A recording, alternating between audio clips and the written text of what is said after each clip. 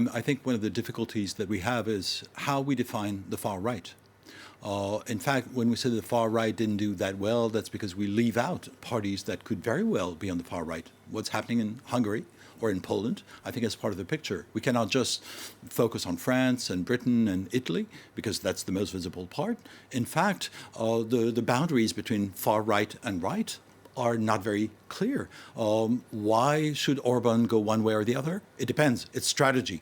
So, in fact, what is winning at the moment is the ideas of the far right. It's not just the parties. So we can very well say, well, they're not doing that well. They're not managing to have alliances, et cetera, et cetera. Yes.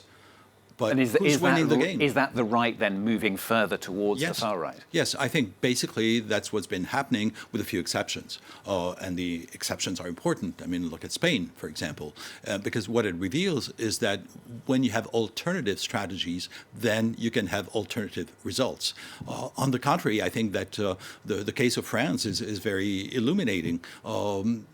Rhetorically, Macron says, on the one hand, there's the far right, on the other hand, there's me.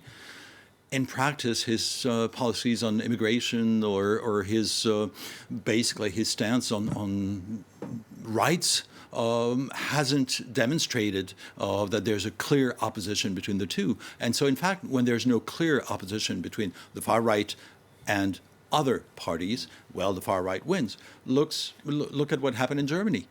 Germany basically managed to keep the far right to a limited level because there was a consistent policy on the part of Merkel to avoid far right rhetorics and policies.